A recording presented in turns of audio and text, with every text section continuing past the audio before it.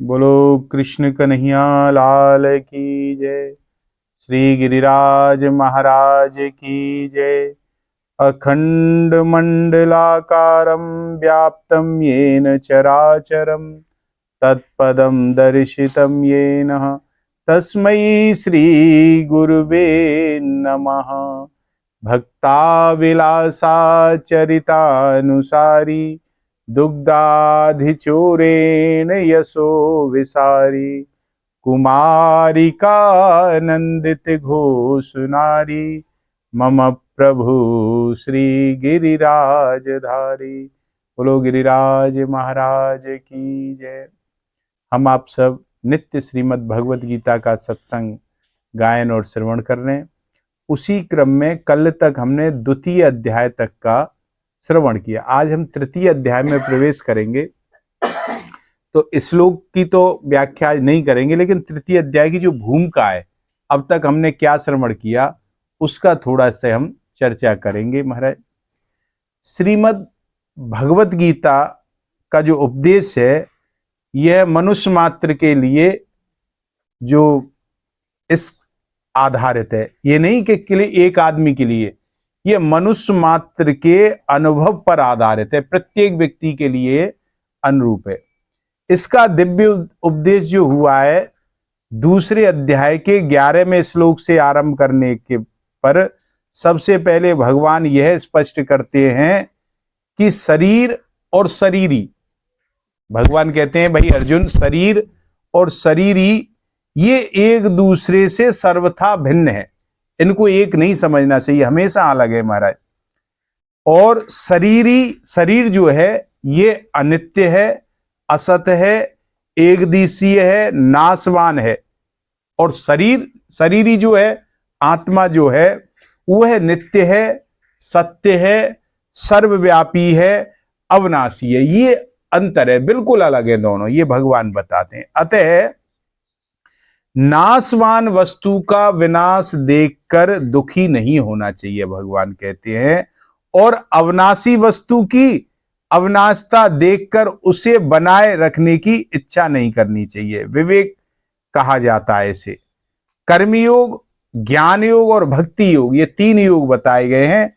और तीनों ही योग मार्गों में विवेक की बड़ी आवश्यकता है। किसी भी मार्ग से तुम चलो भगवत प्राप्ति में, तीनों ही मार्ग में विवेक बड़ा महत्वपूर्ण है। अगर विवेक नहीं होगा तो आप नहीं चल पाओगे महाराज। तो मैं शरीर से सर्वथा भिन्न हूं, ऐसा विवेक होने पर ही मुक्ति की अभिलाषा हृदय में जागृत होती है। और जब तक तुम अपने को शरीर से भिन्न नहीं मानोगे तब तुम्हारे हृदय में मुक्ति की अभिलाषा ही जागृत नहीं होगी महाराज। तभी मुक्ति की अभिलाषा जागृत होती है कि मैं शरीर से सर्वथा भिन्न हूं। मुक्ति की बात तो दूर रही, स्वर्ग आदि की प्राप्ति की कामना भी अपने को शरीर से अलग मानने पर ही उत्पन्न होती है। नहीं तो शरीर मानोगे तो भोग विलासों में डूबते रहोगे, स्वर्ग की भी कामना नहीं होगी महाराज। इसीलिए भगवान ने अपने उपदेश का जो आरंभ करते हैं वे सबसे पहले विवेक का ही वर्णन करते हैं कि विवेक ही होना चाहिए मनुष्य को। गीता का उपर्युक्त विवेक जो प्रकरण दूसरे अध्याय के 11वें श्लोक से प्रारंभ होकर 30वें श्लोक पर समाप्त होता है। विवेक का जो उपकरण आपने श्रवण किया, विवेक के इस प्रकरण में भगवान ने आत्मा, अनात्मा, प्रकृति, पुरुष, ब्रह्म, अविद्या, ईश्वर, जीव, जगत, माया आदि किसी भी दार्शनिक शब्द का प्रयोग यहां नहीं किया है गीता में विवेक की बात में महाराज। प्रत्युत सभी मनुष्य सरलता से समझ सकें ऐसे ढंग से भगवान ने उसका विवेचन किया है। इसका तात्पर्य है कि मात्र मनुष्य परमात्मा प्राप्ति के अधिकारी हैं, क्योंकि मनुष्य शरीर परमात्मा प्राप्ति के लिए ही मिला है। एक कोई नहीं, प्रत्येक मनुष्य इसका अधिकारी। अतः उपर्युक्त विवेक को महत्व देकर मनुष्य परमात्मा की प्राप्ति कर सकता है, या भगवान बताते हैं। इस प्रकरण में भगवान ने उन सब बातों को ना करके बुद्धि शब्द का प्रयोग भी नहीं, इसके ये जो बुद्धि शब्द का प्रयोग भी नहीं किया है। वास्तव में नित्य और अनित्य, सत और सतत असत, अविनाशी और विनाशी, शरीरी और शरीर को अलग अलग समझाने के लिए विवेक की ही आवश्यकता होती है महाराज। ये भगवान ने यहां पर कहा है। तो यहां विवेक पर बहुत जोर दिया है, बुद्धि की नहीं होती आवश्यकता, विवेक की होती। विवेक बुद्धि से परे है, यह भी भगवान कहते हैं। जैसे प्रकृति और पुरुष अनादि हैं, ऐसे ही उनकी भिन्नता को प्रकट करने वाला विवेक भी अनादि है महाराज। यही विवेक बुद्धि में प्रकट होता है। यह भगवत प्रदत्त विवेक मात्र प्राणियों को ही नित्य प्राप्त है। पशु पक्षी भी खाद्य अखाद्य पदार्थों की भिन्नता को जानते हैं। लता वृक्ष में भी सर्दी गर्मी अनुकूलता प्रतिकूलता की भिन्नता ज्ञात होती है, क्योंकि जो पत्ते हैं सर्दी में सूख जाते हैं, होती है नहीं, इनमें भी इनकी अनुकूलता प्रतिकूलता भिन्नता का ज्ञान रहता है इनको। बुद्धि प्रदान होने के कारण मनुष्य को यह विवेक विशेष रूप से प्राप्त है। पशु पक्षी आदि तो जीवन के निर्वाह मात्र के लिए जड़ पदार्थों का विवेक रहता है उन्हें, कि ये खाने हैं नहीं खाना है, भूख प्यास उनका विवेक रहता है। पर मनुष्य अपने विवेक से सदा के लिए जन्म मरण स्वरूप बंधन से मुक्त होकर के शाश्वत शांति को प्राप्त कर सकता है। यही मनुष्य के विवेक की विशेषता है महाराज।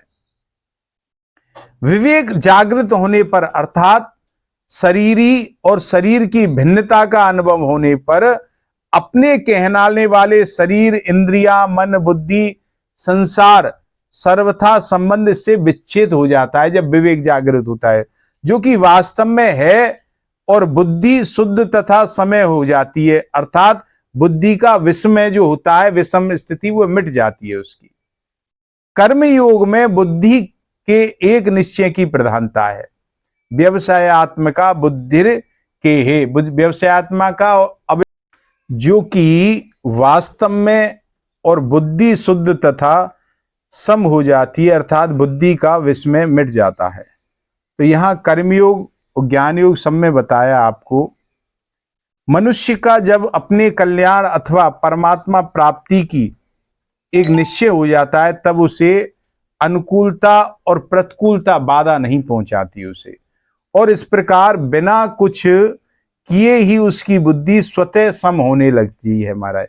और बुद्धि को सम करने के लिए तभी तक कहा जाता है जब तक बुद्धि में संसार का महत्व आकर्षण खिंचाव है। एक निश्चयात्मका बुद्धि हो जाने पर फिर संसार का महत्व आकर्षण खिंचाव स्वतः ही मिट जाता है। ऐसी निश्चयात्मका बुद्धि होने में भोग और संग्रह की आसक्ति महान बाधक है महाराज। बताया गया है ये भी आपको गीता जी के 3 अध्याय के 44वें श्लोक में ये बताया गया है। सांख्य योग में विवेक की, भक्ति योग में श्रद्धा विश्वास की, एवं कर्म योग में निश्चयात्मका बुद्धि की प्रधानता रहती है। कर्म योग में विवेक तथा श्रद्धा विश्वास ना होते हों ऐसा नहीं है कि एक में एक नहीं होते, सब रहते हैं, लेकिन प्रधान पर मुख्यतः एक निश्चयात्मका बुद्धि रहती है। ऐसे ही सांख्य योग एवं भक्ति योग में एक निश्चयात्मका बुद्धि रहती है, रहते सब में ही है महाराज। इस तरह कर्मयोग में निश्चयात्मका बुद्धि की अत्यंत आवश्यकता बताने के बाद भगवान अर्जुन को समभावपूर्वक कर्तव्य कर्म करने के लिए विशेष रूप से कहते हैं। जैसे कर्मण्येवाधिकारस्ते योगस्थः कुरु कर्माणि, तेरा कर्म करने का ही अधिकार है, समता में स्थिर हुआ तू कर्म को कर। इसके साथ यह भी कहते हैं भगवान के दूरेण वारम कर्मा बुद्धि योगात, बुद्धि योग समता से सकाम कर्म अत्यंत तुच्छ है।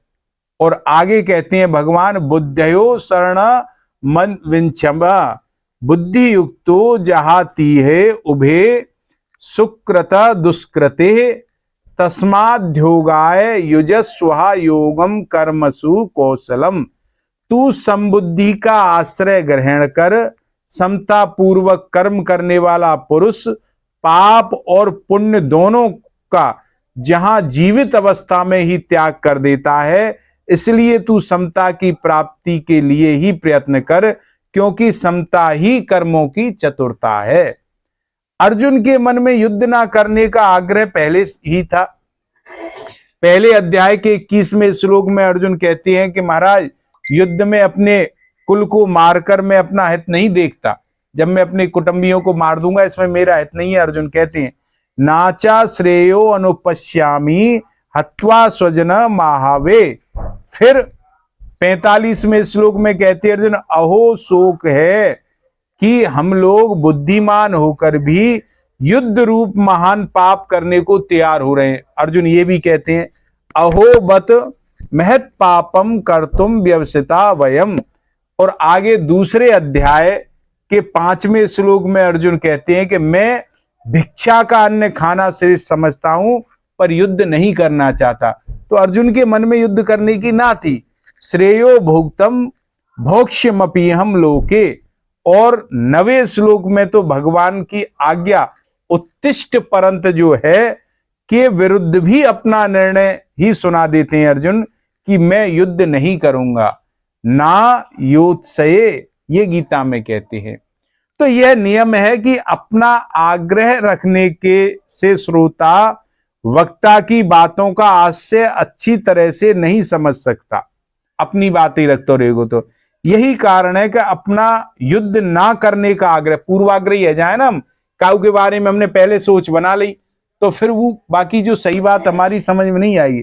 तो अर्जुन जो युद्ध ना करने का आग्रह रखने से अर्जुन की उपर्युक्त प्रकरण में भगवान के वचनों का आशय अच्छी तरह से उसे समझ में नहीं आया, वो नहीं समझ सका। अतः अर्जुन को भगवान के वचन मिले हुए से जान पड़ने लगे। इसलिए भगवान का अभिप्राय क्या है, वे मेरे कल्याण के लिए कौन सा साधन श्रेष्ठ समझते हैं, इसका खुलासा करने के लिए अर्जुन ने आगे 2 श्लोक में भगवान से प्रश्न किए। फिर भगवान ने उनका उत्तर दिया। ये हमने 2 अध्याय तक श्रवण किया। आगे 3 अध्याय की आज भूमिका की है। इस श्लोक में प्रवेश कल करेंगे।